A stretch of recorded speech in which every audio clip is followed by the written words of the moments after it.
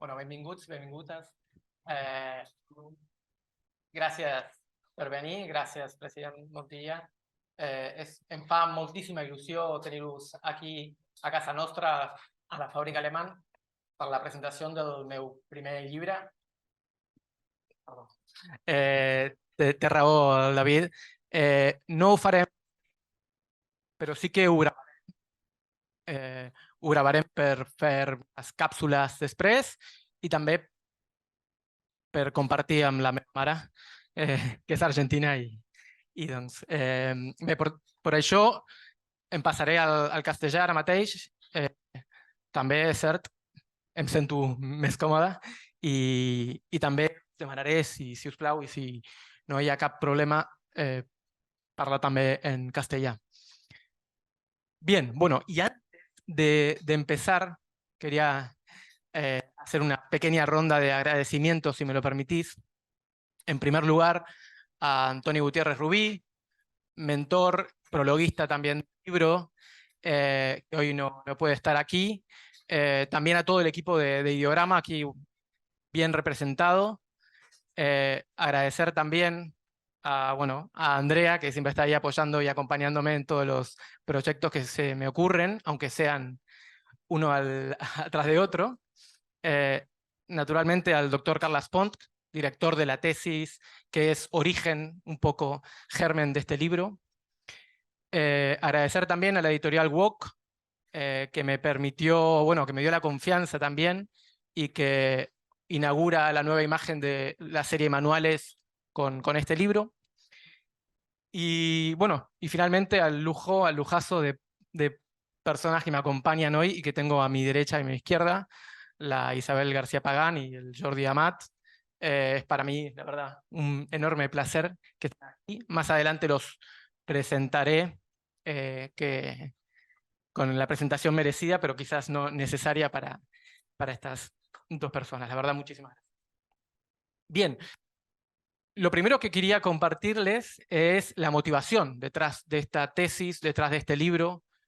Siempre me interesaron muchísimo las biografías.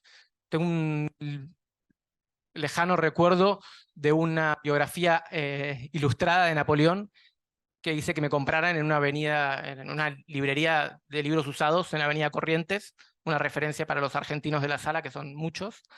Y desde entonces es un género que me despierta muchísimo interés. Y cuando empecé a trabajar en comunicación política, cuando tuve la suerte de entrar en Ideograma y a partir con el correr de los años de proyectos de campañas electorales, me empecé a percatar, y aquí me encantaría después escuchar la opinión vuestra, me empecé a percatar de un aumento sostenido y exponencial de información de tipo biográfico en las campañas electorales. Normalmente era un tipo de información que estaba muy restringida, aquí lo sabe Jordi, a libros, y Marta, que está por aquí también, a libros, memorias, libros biográficos, a veces autobiográficos, a veces autorizados, a veces no tanto, y por tanto también estaba restringido, limitado a políticos consagrados, y también, por lo anterior quizás, o por lo primero, tenían una audiencia limitada también, ¿no? Un alcance limitado y una audiencia también limitada. Pero lo que venimos viendo desde unos años aquí es que hay una expansión de lo biográfico, una heterogeneidad de formatos biográficos, porque ahora ya no es solamente el libro de memorias, sino también es la Wikipedia, también es la entrevista intimista, sea con Oprah Winfrey o con Bertín Osborne y otros. También es la información biográfica que nos piden las redes sociales incluir, a todos, candidatos inclusive. Los biospots, que es un formato que se utiliza mucho de spots promocionales de candidatos relativamente nuevos, los relatos de la experiencia laboral, los relatos de alguna memoria, de algún suceso traumático que el político y la política atravesó y cuenta cómo lo superó. Entonces, sí que veníamos viendo una expansión de lo biográfico y eso es el origen y la motivación que hay detrás del libro. En el libro también intento jugar con los dos sombreros, lo mejor posible, con el sombrero de analista académico, y con el sombrero de profesional de la comunicación política. Eso que un poco lo ensayamos con Carlas en la tesis, se ve en una descripción de una tipología de narrativas biográficas que pueden encontrar en el libro, 5 narrativas biográficas que intento también ilustrar. En la tesis era con 2 países, acá con una veintena de casos. Y después con el sombrerito de profesional de la comunicación política hago, espero, un aporte para colegas que es un protocolo, una guía práctica para diseñar, desarrollar una estrategia biográfica. Para la persona como yo, que nos topamos con una campaña electoral, con un candidato o candidata, que es nuestra materia prima, vamos a comentar después eso, cuando tenés ahí un candidato, saber bien cuáles son las preguntas que tienes que hacerle y cómo tienes que diseñar esa estrategia biográfica. Bien, no me quiero tampoco estirar muchísimo más. Quiero presentaros a Isabel y a Jordi. Isabel es subdirectora de La Vanguardia desde 2014, ¿digo bien? ¿13? ¿14? Antes, voy más atrás, mira. Antes fue jefa de sección política en La Vanguardia, en Europa Press. Casi 30 años de experiencia cubriendo campañas electorales, ahora lo comentábamos también, creo que me decías desde el 95. Así que realmente te agradezco un montón y no la voy a decir.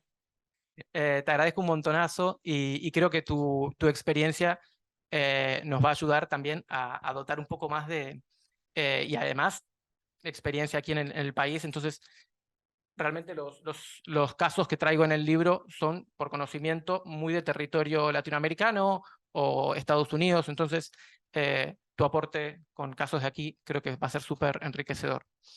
Y a mi izquierda, Jordi Amat. Jordi Amat, filólogo, escritor y biógrafo. Autor, entre otros, vamos a decir los que me interesan por el caso. Ramón Trias Fargas, Gabriel Ferraté y Alfons Quintá. Le contaba el otro día a Jordi que el Fil de Joffé fue creo que el primer libro que leí en catalán. Bueno, entonces me interesaría un montón, y ahora vamos a hablar, pero cómo el género biográfico está mutando y cómo quizás, no sé qué te parece, pero si está amenazado o no está amenazado por esta multiplicidad de formatos biográficos que empiezan a surgir, ¿no? Más allá de estas preguntas, de las preguntas que les haya surgido la lectura del libro, que les haya despertado la lectura del libro, otros 2 temas que quiero quizás poner sobre la mesa. Decía, el libro está muy centrado quizás en Latinoamérica, en Estados Unidos, sistema presidencialista, hay una mayor personalización. Me gustaría saber si habéis notado en España, en Cataluña, un aumento de esta información biográfica. Creo que ahí vamos también a tener un tema interesante. Y después, en segundo lugar, estamos entrando en una campaña, en una nueva campaña política, o saliendo de otra, o entrando, ya no sé muy bien. Pero ¿qué efectos diríais que puede tener estos relatos biográficos en el comportamiento electoral? ¿Sí? Estos relatos biográficos que de alguna manera intentan activar, despertar emociones. Si os animáis a, bueno, a estimar de alguna manera qué efectos puede llegar a tener, difícil, bueno, dejo estas preguntas. También pueden refutar todo lo que dije antes y lo que está en el libro, pero me encantará escucharos y conversar un ratito. Tenemos más o menos 30 minutos de conversación, haremos una ronda de preguntas y después tomaremos, si les parece bien, las casitas en el patio, que la noche creo que va a estar agradable. Empiezo yo. No sé si me escucha. Más o menos. Bona tarda, buenas tardes, president, bona tarda. Y Santi, gracias por la invitación. Os leo un par de frases de los discursos de lo que ocurría hace menos de una semana en el Saló de Cent del Ayuntamiento de Barcelona. Creo que fue en el arranque de la intervención de Daniel Sirera. Lo primero que dijo fue, y lo dijo en catalán, que era nieto de una taquillera del metro de Barcelona y hijo de un guardia urbano de la ciudad también. y dijo que era un hijo, y vinculó no sé, ese origen biográfico a la actitud que estaba tomando en ese momento, que tenía que ver con un compromiso con sus valores. Es decir, yo estoy haciendo lo que hago porque soy hijo y nieto de. Y después, en la intervención del ya alcalde Jaume Collboni, él insistió como mínimo un par de veces en decir que era hijo del Baix Guinardó, y se recordaba, decía, jugando en el parque con otros hijos de gente trabajadora, e insistían que se permitía esa licencia íntima para expresar la emoción que para él representaba haber sido elegido alcalde. Hacía muy pocos días, no en el último míting de campaña, pero en uno de los centrales, en Plaza Cataluña, Ada Colau, hacia el final de su intervención, se refirió, y es algo que había hecho yo creo a lo largo de la campaña, a los abuelos en genérico, pero habló en ese caso concreto, de sus abuelos que venían de Aragón, lo tengo apuntado. Ah, Eran gente anónima, pastores, que en la larga noche del franquismo y la miseria habían venido a Cataluña y a Barcelona, que habían estado trabajando en casa de gente, digamos, rica, y que nunca habrían pensado que ella llegase a ser alcalde. O sea, que eran tres casos de cómo hay argumentos de nuestra biografía que pueden ser verbalizados en un contexto determinado para conseguir un objetivo concreto. Por culpa de Santi, ahora sé que en los tres casos hay verdad y hay mucha táctica y puede haber cierta perversidad. A mí cuando me propusiste que participase de esta conversación, me encantó, pero no sabía hasta qué punto tú sabías que yo soy un yonki muy importante de las biografías. Yo he escrito algunas, pero fracasé en mi intento de escribir una tesis sobre el género de la biografía en España.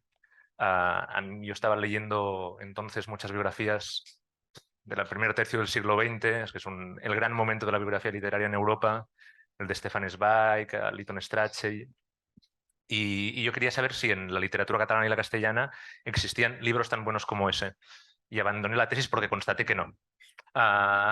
Pero había un libro que a mí me fascinaba y me sigue fascinando, que era un encargo de un político a un escritor para relegitimarse en un contexto de crisis de régimen, sabiendo que habría otra oportunidad para él, que es el encargo que le hace a Francesc Cambó a Josep Pla.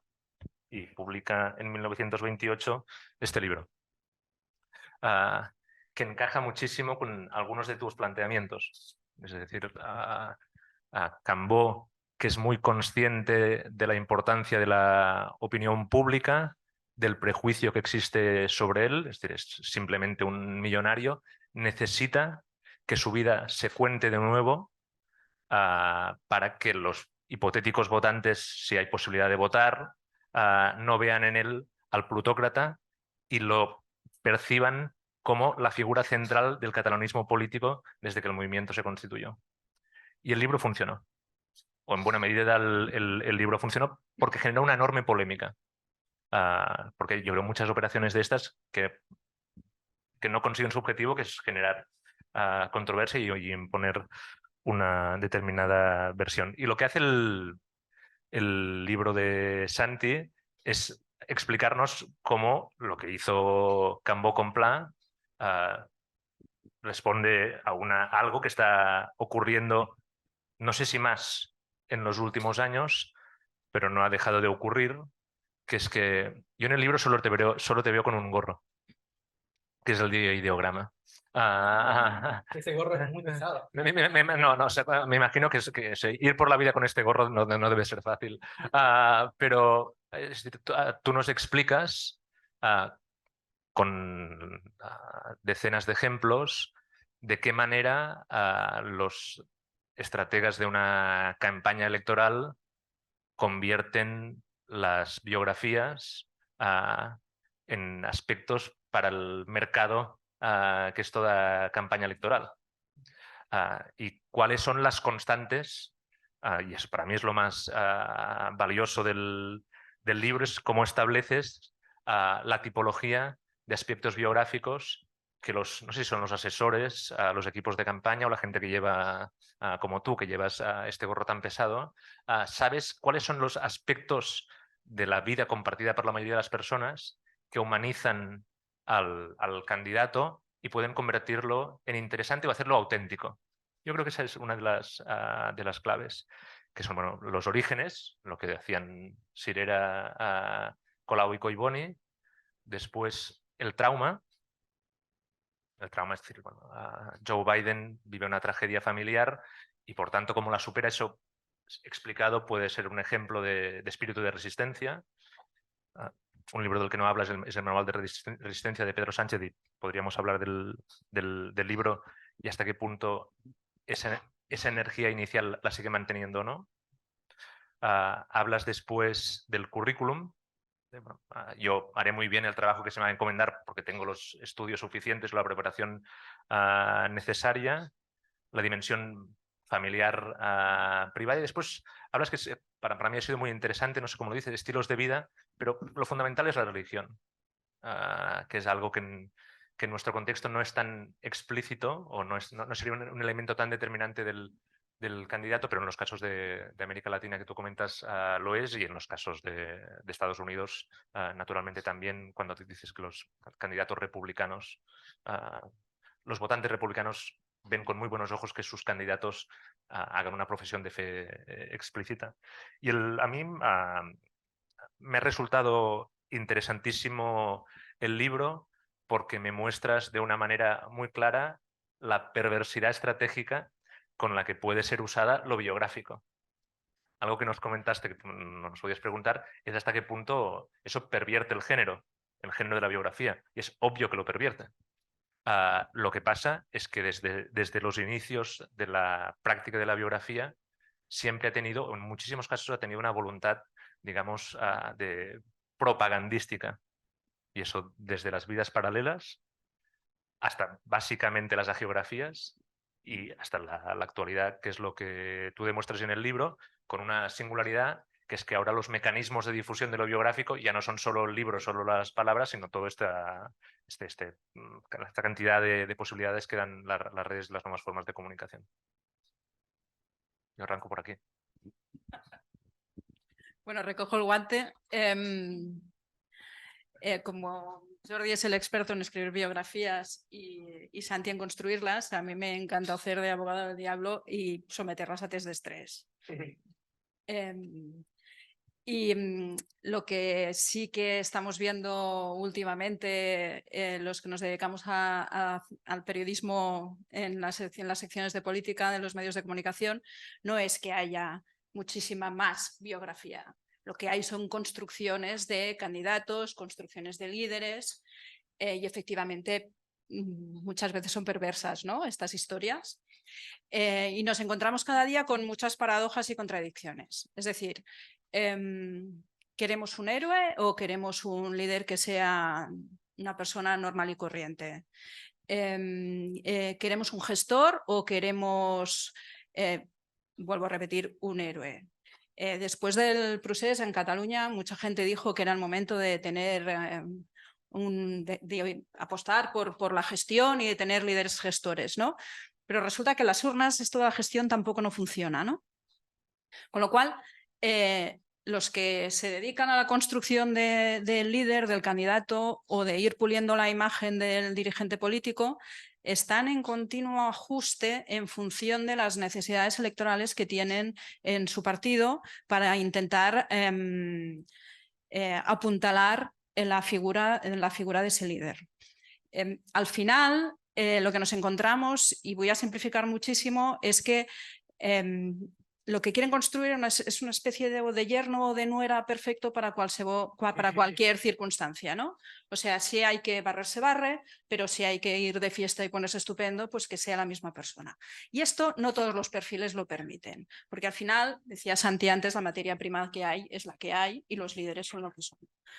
Hay una frase de Antonio Gutiérrez Rubí que a mí me gusta mucho, que utiliza de vez en cuando, que ha escrito, y yo lo he leído en varios artículos que le citan, que es que los infelices no ganan elecciones. Los tristes no ganan elecciones. Los tristes, perdón, no ganan elecciones. Y yo siempre añado, pero pueden gobernar.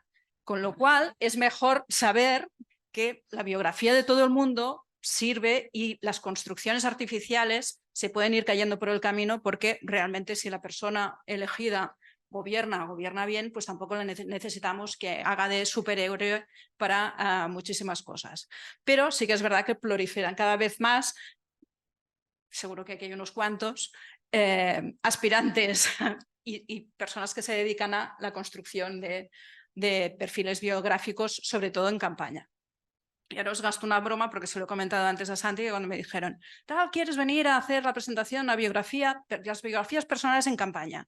Y yo dije, pues no sé qué queréis que os explique, aparte de que he comprado calcetines por todos los pueblos de Cataluña, porque en campaña no te da tiempo a poner la lavadora.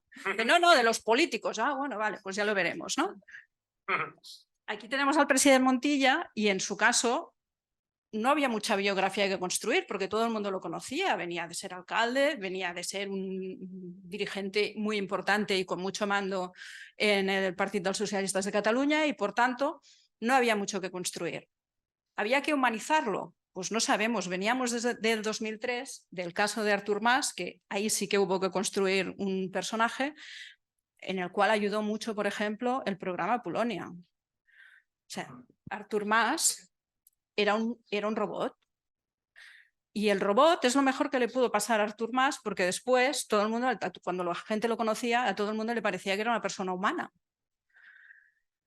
Y la campaña de 2003 de Artur Mas, lo comentábamos antes de empezar con Jordi, seguramente fue una de las campañas electorales donde la construcción de un dirigente político, de un líder que se presentaba o que competía con alguien que era un líder sin ningún tipo de duda, como era Ernest Maragall, Pasqual Maragall, había que construir una imagen que pudiera competir con esa potencia de liderazgo de Pasqual Maragall, ¿no? Llegamos a ver a Artur Mas en las páginas de la revista Hola, presentando su árbol de Navidad al lado de su señora. Fue muy interesante porque vimos todos los rincones de su casa que en otras ocasiones no hubiéramos podido ver. Es más, ahora nadie te invita a su casa. En aquella época todo el mundo te invitaba a su casa. Ahora te esconden todo. Y si vas a la casa y dices, no tienen ni una foto de la niña. No, es que las han escondido. O sea, que la imagen que tenemos o que se construye de los líderes aquí es muy diferente a la imagen que relatas tú en tu libro respecto de los liderazgos más presidencialistas, donde se acaba conociendo y se acaba explotando hasta el último detalle del candidato. Aquí lo que tenemos son construcciones, básicamente, y vemos lo que nos dejan ver.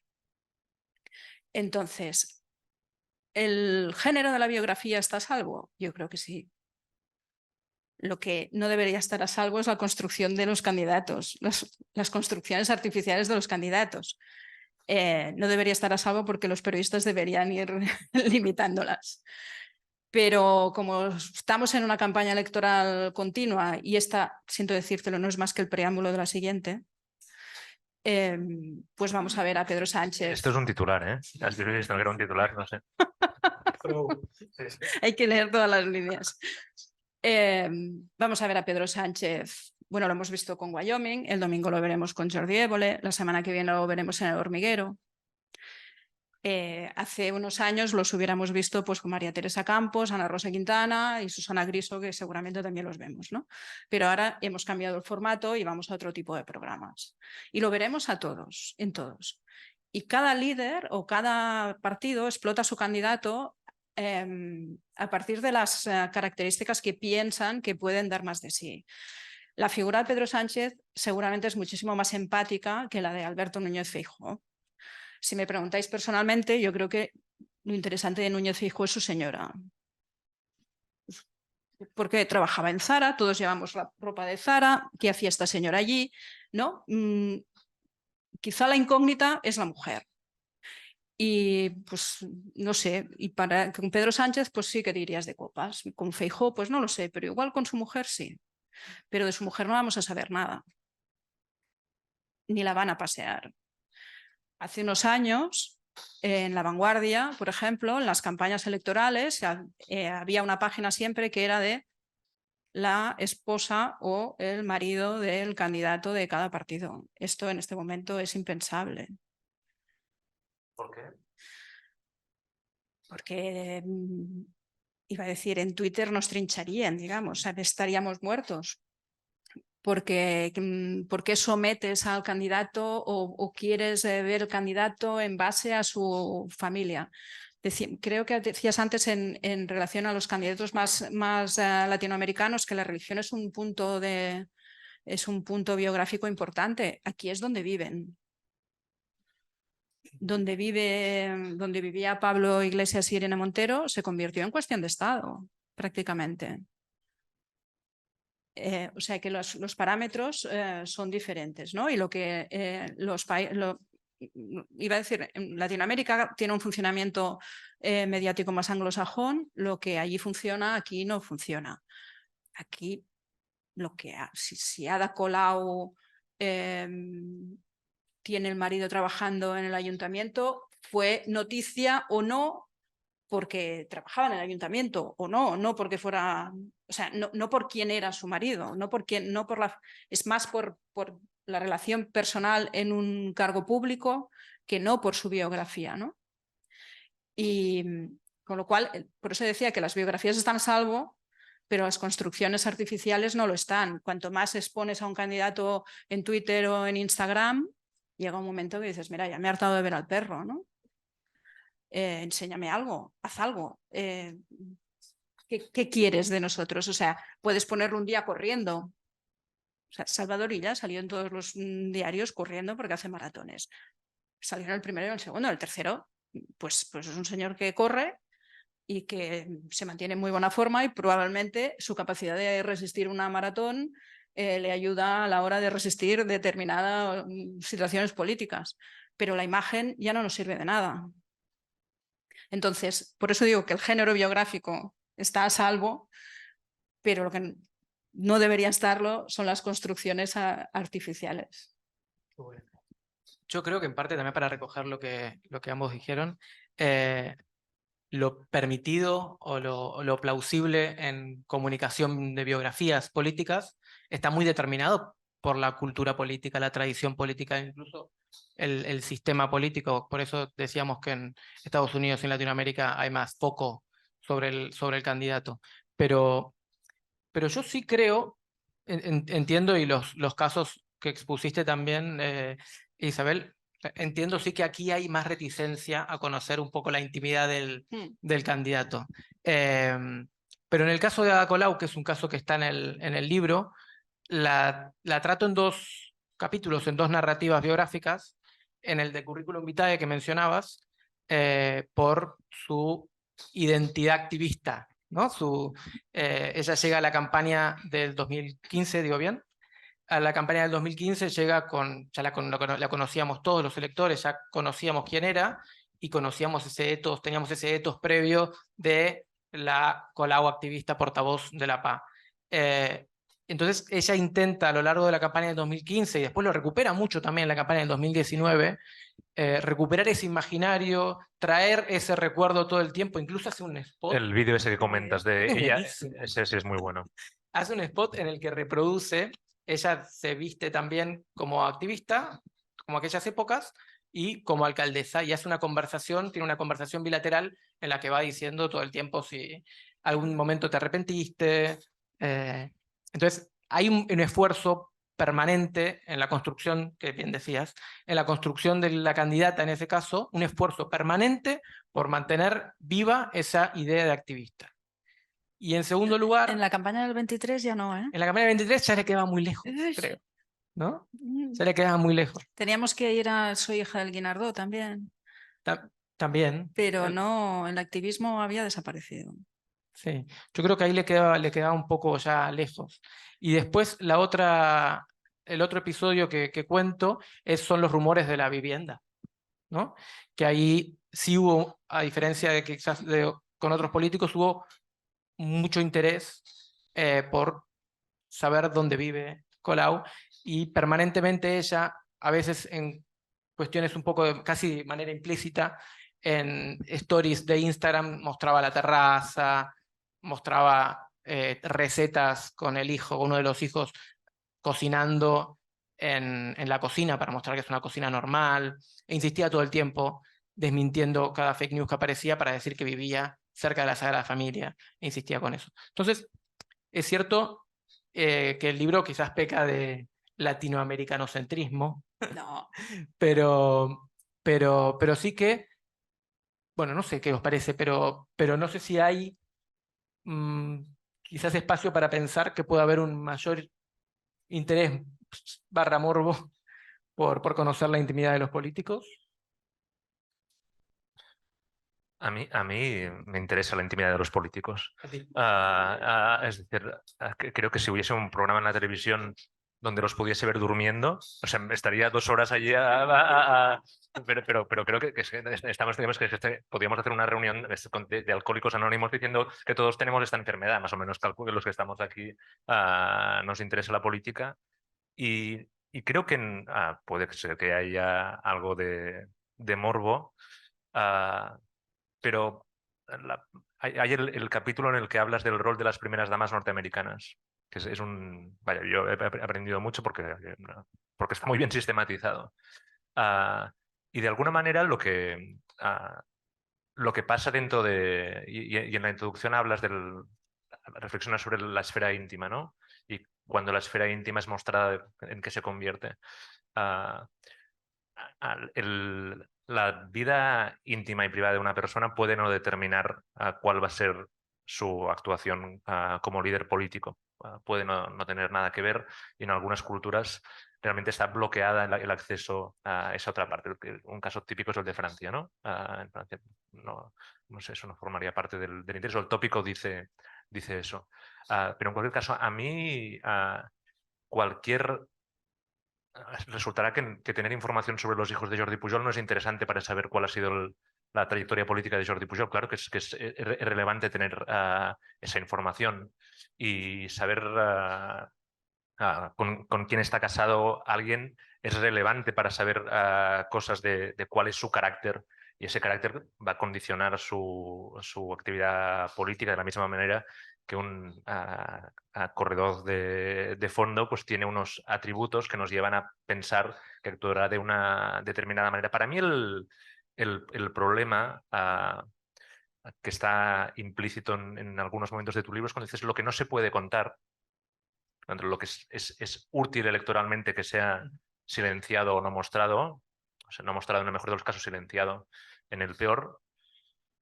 No sabemos nada de Feijóo, pero no podemos dejar de pensar en la foto del barco. Es imposible dejar de pensar en esa foto. ¿Qué sabemos de ese hombre? Pero a mí me viene directamente, no puedo evitar pensar en esa imagen. Para mí hay un asunto muy relevante que es hasta qué punto el ejercicio biográfico construido para el liderazgo es más o menos una impostura. ¿Vale? Y puede ser que un líder político, cuando ya ha ejercido un determinado cargo, lo que nos creímos en primera instancia, después de su actuación gobernando un país o una ciudad, ese relato biográfico construido con intereses electorales haya sido falseado por la realidad. Y eso es el caso de Ada Colau y el activismo. Bueno, si ya llevas 8 años gobernando, y eso queda muy lejos. Pero pasa también con el manual de resistencia de Pedro Sánchez. Hay una ingenuidad que le permite al espectador votante creer en el producto que se está construyendo. Cuando ese producto ha sido contrastado con la realidad y más o menos sí o más o menos no, hace que entiendo que tu trabajo sea reconfigurar el relato biográfico sobre el personaje y en algunos casos a lo mejor lo mejor es que no exista para evitar problemas. Para responder, voy a sacar otro caso del libro, que además creo que por acá estaba también Cristian, que es ecuatoriano, que es el de Guillermo Lasso, el expresidente ecuatoriano. Disculpa, solo es que es una cosa genial que he recordado ahora. Tú hablas de un candidato con un perro. Juanma Moreno. Juanma Moreno y el perro. y automáticamente he ido a ver el vídeo de Albert Rivera con el perro. Y es un caso con pulgas o algo así, o que huele a leche. Huele a leche, sí. ¿Vale? Y ese era un caso perfecto de impostura. Es decir, pero qué locura estás haciendo, eso no tiene sentido alguno. Sí. Porque ¿quién decía, Isabel, lo de la autenticidad? Sí. O tú, no sé. No, pero... autenticidad barra impostura. No, eso. claro, es que vas a parar al caso de Albert Rivera. Perdón. Ahora hemos pillado el micro, lo siento. El caso de Albert Rivera es un caso de construcción artificial, no solo de un líder, o sea, de un partido y de un líder, ¿no? O sea, la gente votó a Albert Rivera, un señor que parecía desnudo en un cartel y bueno, pues vamos, ¿no? Votamos. O el perro, pero ha habido de todo. Albert Rivera pensó que podía ser presidente del gobierno y se lo creyó. Y eso probablemente provocó la primera repetición electoral en España, ¿no? Que él se creyera esto. De golpe su teléfono recibía llamadas de gente que probablemente nunca se hubiera imaginado, ¿no? Albert va a ser presidente. Bueno, y la gente que le pedía favores, ¿no? También, que esto es... pero resulta que cuando se acaba la impostura política, el único recuerdo que tenemos de Albert Rivera ahora creo que es que lo ha dejado Malú, que es una cantante. Y eso fue un paso, digamos, de la biografía del político a las páginas de papel couché, que no se había dado con otros políticos. O sea, a nadie le interesaba con quién es la pareja de nadie si no la estás exhibiendo, ¿no? Y en este caso, de golpe, dejó de interesar un político que ya era expolítico o que iba camino de dejar de ser político, y me empezaron a seguir en supermercados. Pero no era él el interés, era su pareja. Y esto es un caso muy paradigmático de algo que ha pasado, que no ha pasado con otros políticos en este país, pero como ya era artificial de inicio, es muchísimo más fácil que los periodistas o prensa del corazón dieran ese paso, porque era artificial desde el inicio, ¿no? Y como si ya no te lo crees, pues todo vale. Yo creo que ese es un riesgo con el que corremos, y el valor de la autenticidad para mí es clave en todo diseño biográfico. Yo en la última parte, cuando propongo la guía, intento invitar a los colegas bueno, realmente, como decía, ¿no? O sea, el candidato o candidata es la materia prima. Quizás suena un poco feo, yo sí, ¿no? Tengo que ver. Pero el candidato o candidata es materia prima y hay que tratar de ver cuál es la historia, si hay historia, ver cuál es la historia, y si hay historia, potenciarla, contarla, explicarla, buscar el mejor formato para explicarla. Y después otra cosa que invito a hacer a los colegas es hacer una buena investigación al principio, con entrevistas al candidato, si es posible, idealmente, con entrevistas al jefe de prensa o a jefa de prensa, para anticipar y minimizar cualquier cosa que pueda salir. Alarmas reputacionales, me ha encantado esta. Un eufemismo hermoso. Sí. La gente acostumbra a ser bastante más aburrida de lo que pensamos. O sea, hay que encontrar cositas que digas, ostras, no. Conocer qué hacían los hijos de Jordi Pujol es evidente que tenía un interés por saber qué estaba pasando en algunos sitios. Alarma reputacional. ¿No? O sea, en el momento que... alarma reputacional, pip. En el momento en que el expresidente Pujol dice no pondría la mano en el fuego por mi hijo, pues tenemos un problema, ¿no? Pero en general, tú puedes someter a políticos decía antes lo del test de estrés, y te puedes morir de aburrimiento. Entonces, lo que tenemos últimamente que corren por todos los partidos son creadores de imagen. Y del creador del candidato nos hemos pasado al estilista. Porque a lo mejor es más interesante ver si van con tejanos o van con bambas, si se peinan así o se peinan de otra manera. Hay una cosa que, bueno, seguramente por aquí alguna persona que puede identificarlo, cómo posamos delante de los fotógrafos en estas fotos institucionales, ¿qué tal? Y por cómo ponen las manos los reconocemos. O sea, si cortamos las cabezas y miramos las manos, te puedo decir perfectamente de qué partido son. Y eso es una construcción muy artificial, que antes no pasaba y ahora cada vez pasa más. Evidentemente, si nos enseñan los pies, ya pongo los nombres, ¿eh? Pero si ponemos si pones las manos, te podemos decir de qué partidos son.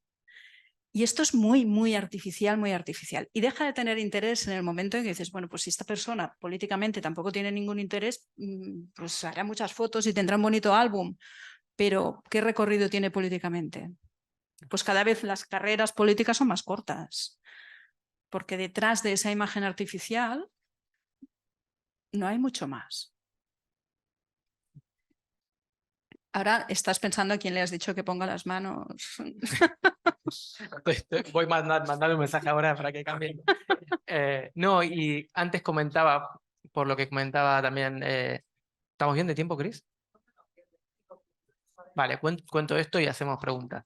Porque es un caso que a mí me encanta porque es una estrategia casi de reconstrucción o de réplica ante una imagen que estaba súper instalada, que es la de el expresidente, bueno, presidente todavía, ecuatoriano Guillermo Lasso. Guillermo Lasso le querían imponer una etiqueta, o le querían imponer, o le estaban imponiendo con relativo éxito, la etiqueta de banquero, porque era presidente de uno de los principales bancos de Ecuador.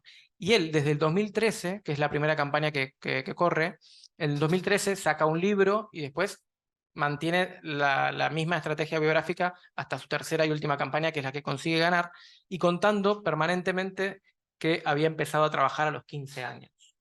Entonces contando una historia del mito del hombre hecho a sí mismo, que había trabajado desde los 15 años, que salía del colegio, que había empezado a trabajar para pagarse el colegio. Entonces, hace una construcción, un mito que está bastante bien hecho, y lo hace en parte, o creo que en toda parte, para responder a esa etiqueta y para tratar de sacársela. Creo que lo consigue, acaba siendo presidente, más allá de la suerte que pueda tener después, pero creo que ahí hay una construcción biográfica interesante de responder a una imagen preconcebida, a un netos previo que venía arrastrando. Construida, sí, construida, pero sobre una base de verdad. Y ahí es el gran riesgo para mí, cuando construyes cuando no hay base de verdad, porque eso es un castillo de naipes. Entonces siempre, y lo que intento explicar al final, y con la responsabilidad y compromiso ético que nos toca también como profesión, cualquier estrategia biográfica está construida o tiene que estar construida sobre algo de verdad, porque si no, realmente no es por una cuestión, sino es que realmente pasa lo que pasó en estos casos que comentábamos y tienen los días contados. Entonces, eso es un poco lo que... Y este caso de Lasso me parece bastante paradigmático por esto. ¿Querés que hacemos preguntas? Hacemos algunas preguntas, respuestas y después vamos al patio. ¿Les parece? ¿Quién se anima? No digas que iremos al patio porque querrán ir directamente, no harán Es preguntas. cierto. Vamos al patio solo si hay preguntas. Eso.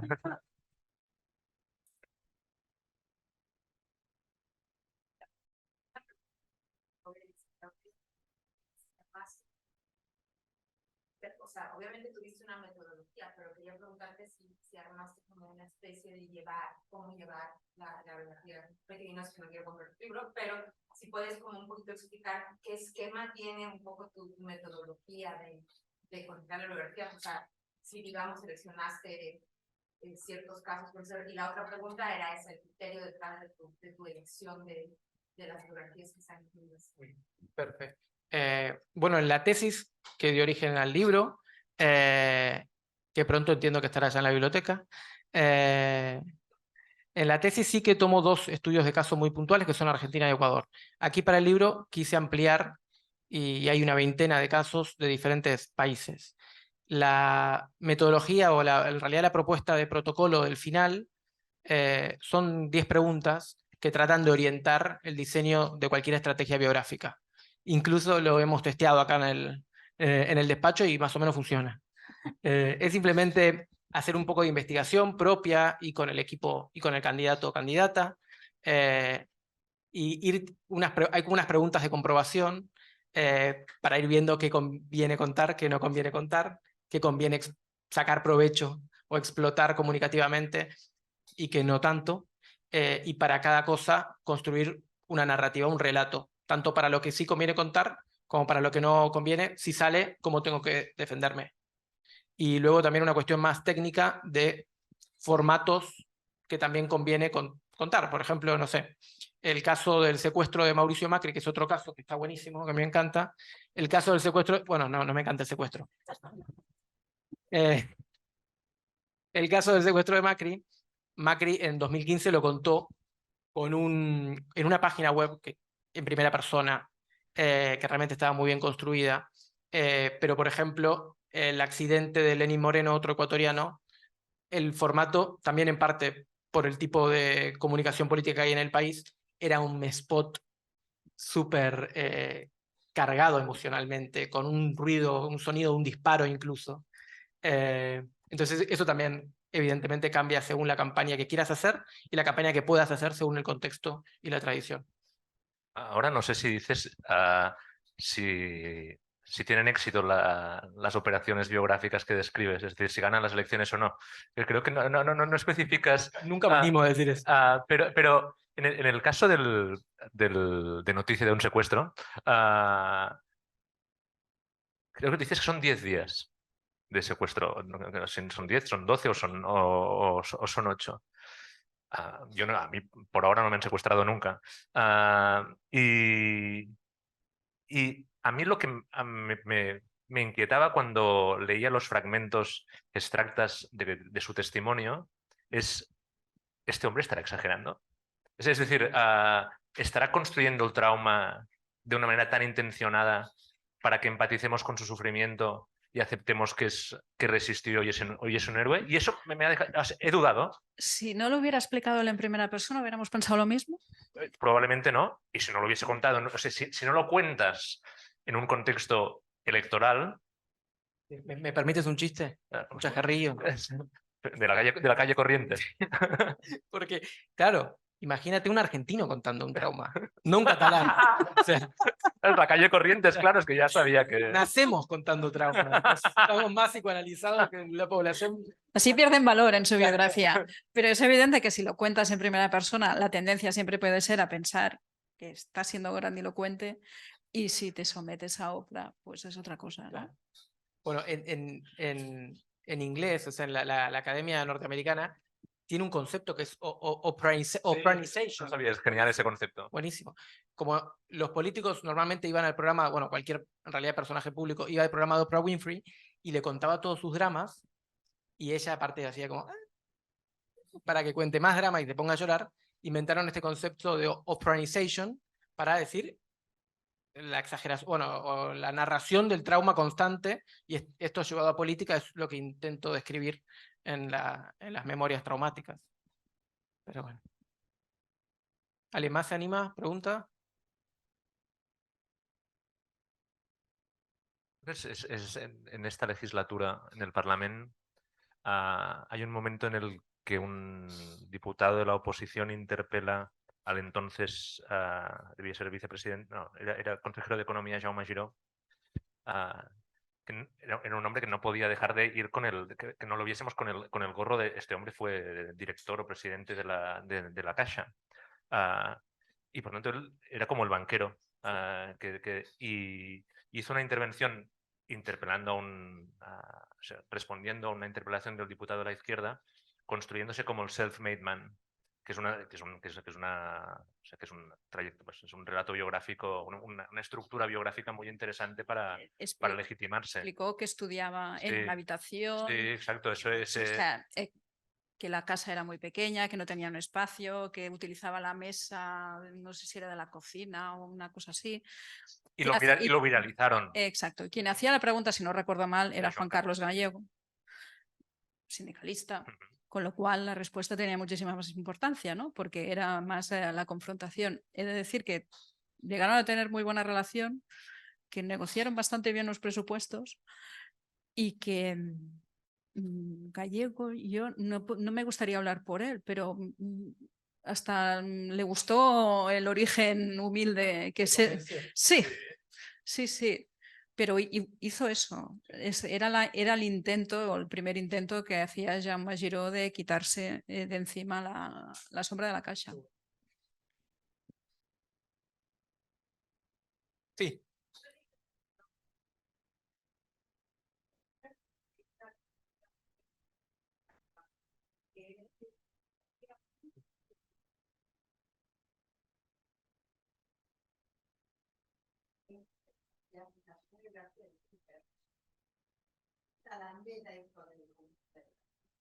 O sea, en realidad sabe su proceso de escribir la biografía de Barack Obama por Michelle Obama, cuando ya ha sido dejado de ser ciudadano.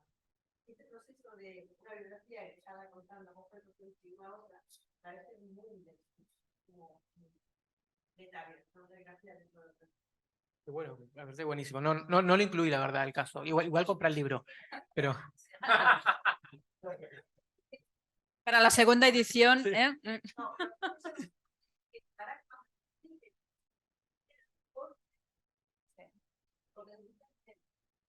Bueno.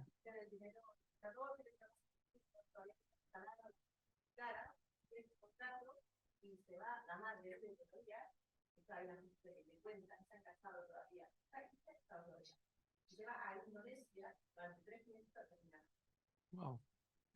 Wow. Bueno, en Norteamérica hay larguísima tradición de libros biográficos, y para la tesis yo hice entrevistas con asesores que habían llevado a los candidatos presidenciales en estos países que estudiaba, y me contaba el ecuatoriano, el asesor ecuatoriano me contaba que habían empezado en 2013 con una agencia norteamericana que les había recomendado publicar un libro biográfico. Este es el libro biográfico que publica Lasso en 2013, Cartas a mis hijos, y construye toda su campaña de posicionamiento con el libro. Y... La fe de nuestros padres. Por ¿Es la eso fe de nuestros padres el título? Sí. Sí. Y realmente yo creo que, aunque es una estrategia que ya tiene muchos años, sigue siendo súper eficaz. O sea, los argentinos que hay aquí un montón. Cristina, la vuelta a la política, en parte la hizo con su biografía y las recorridas por todo el territorio en las presentaciones del libro. ¿Cuándo se publicó? 2017. Martín, ¿dónde estás? Sí, ¿no? Ah, se fue. Anotá, Martín se fue. 2017, la vuelta, sí. Pero fíjate que aquí la tradición de biografías no es esa en absoluto. Es O sea, diferente. tenemos libros de candidato, ¿no? O sea, de presentación de un candidato, y después tenemos a Jordi Amat, que hace las biografías cuando ya ha acabado el candidato y ha acabado la faena, ¿no?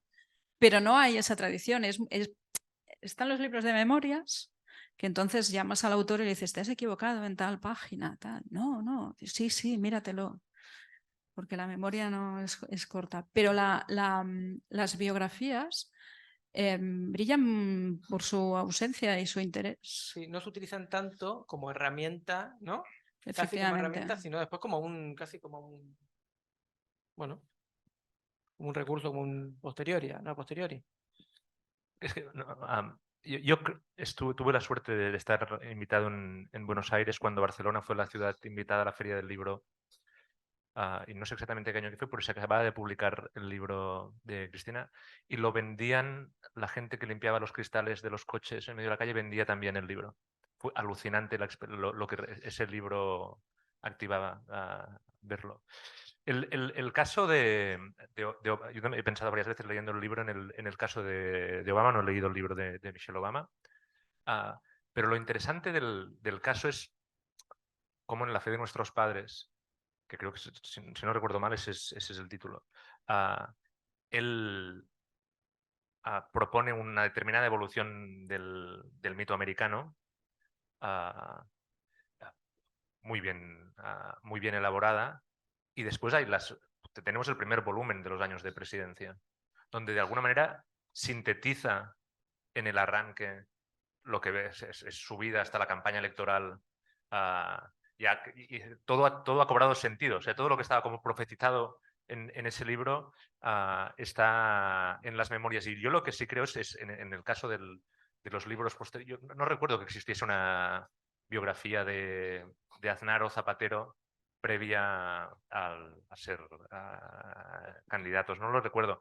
Y sí que Son las existen, memorias de existen Aznar. los libros de memorias posteriores o las conversaciones del presidente Montilla con Rafael Jorba, si no recuerdo mal, que son posteriores al haber sido presidente. Creo que el libro se publica después, o no en campaña. Sí. De antes, ahí creo Raúl Es Montilla hizo un es bastante tener Sí. un objeto de caso de estudio delante. No, pero creo que Raúl Montilla hizo uno de como si fuera de candidato. Fue... ¿Es?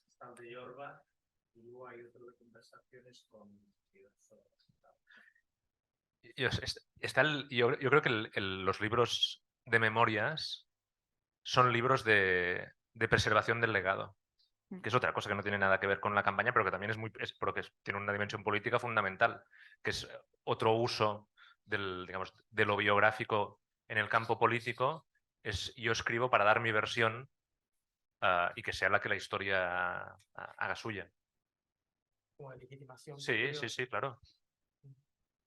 Lo digo para el segundo volumen de este estudio. El otro género es el del dietario, que es el más entretenido para los periodistas, porque vas a comprobar. Y aquel día con quién habló. Y aquel día... Y para las... Decía antes Jordi que se pondría delante de la televisión si pudiera ver a los políticos durmiendo. En La Vanguardia, mis compañeros, cuando escribo crónicas sobre alguna reunión secreta, medio secreta, discreta o no, siempre esperan que ponga qué han comido. Es una obsesión que tengo. Me dijeron, quizá no es necesario que lo ponga siempre. Digo, hombre, no vamos a decir que Puigdemont se comió unos canalones el día, ¿qué tal? Y los dietarios son muy útiles después. Y hay muchos políticos que los hacen y no los llegan a publicar. Hay algunos que sí, como el caso de Quim Nadal, que es el actual conseller de universitats, publicó su dietario cuando dejó el govern en 2010. Y tú vas viendo cómo iba evolucionando ese govern Montilla y vas leyendo y vas viendo cómo y dices, en aquel momento yo pensaba que estábamos en otro punto. Y el dietario, la verdad es que para después hacer estos libros que nos gusta tanto de hacer después de los ensayos de lo que ha pasado, el dietario del político es el mejor apoyo para no faltar a la realidad, porque nuestra percepción muchas veces está desviada de lo que nos cuentan las personas que participan en las reuniones, de las personas que participan en las discusiones, y cuando ves el dietario original, dices, pues vaya ridículo de crónica que hice ese día, o vaya ridículo de libro, o vaya ridículo de interpretación que llegamos a hacer ese día de lo que estaba pasando. También pueden ser que lo hayan modificado, entre lo original y lo que leemos. Sí, no, ya, sí, seguro. Por eso siempre hay que pedir la libreta original. De la alimentación me encantó porque no está en el libro. Y ahora Sí, estoy pensando pues, que puede ser un tema. Unos días que aquí fueron bastante convulsos, como el 6-7 de septiembre del 2017, Nos acordamos. creo que en la crónica del día 7 o del día 8, o en la que hice como el día siguiente, el primer domingo, explicaba todos los bocadillos que se había comido Carles Puigdemont en esos 2 días. Pero, o sea, desde el día 6 por la mañana, ese hombre se alimentó solo de bocadillos durante esos 2 días. Y fui apuntando en la libreta, no sé por qué, me empecé a preguntar, ¿qué habéis hecho? No, a la hora de comer nos hemos reunido tal, digo, ¿qué habéis comido? Bocadillos, ¿de qué? Tal. Y fui apuntando los bocadillos. Hasta la noche me sorprendió la noche del día 6, que era la que se aprobó la ley del referéndum y que cenaron en un Frankfurt al lado del Born, y la elección de ese Frankfurt era porque las salchichas eran de Girona, como Carles Puigdemont. Entonces yo puse el nombre de Frankfurt, pero claro, de Girona ya quien lo supiera, pues ya lo entendería, ¿no? Y al final cuentas, o sea, lees todo el relato, toda la crónica, y puedes contar los bocadillos que comió Carles Puigdemont en esos 2 días. Todo vino de una conversación que oí de una persona de su equipo hablando con la Casa de los Canonges, avisando de que esa noche no iría a cenar. Y entonces dije, pues vamos a ver qué cena, ¿no? Y a partir de ahí dije, tira para atrás, a ver qué hemos comido en las últimas 24 horas. No era el motivo de la crónica, pero le daba credibilidad a la crónica.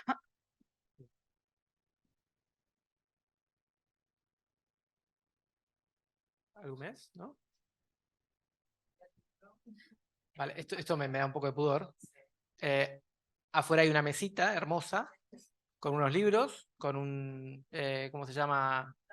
Con un datáfono. Está el libro a la venta con 5% de descuento hoy. Gracias a la editorial Wok. Muchísimas gracias a todos por venir.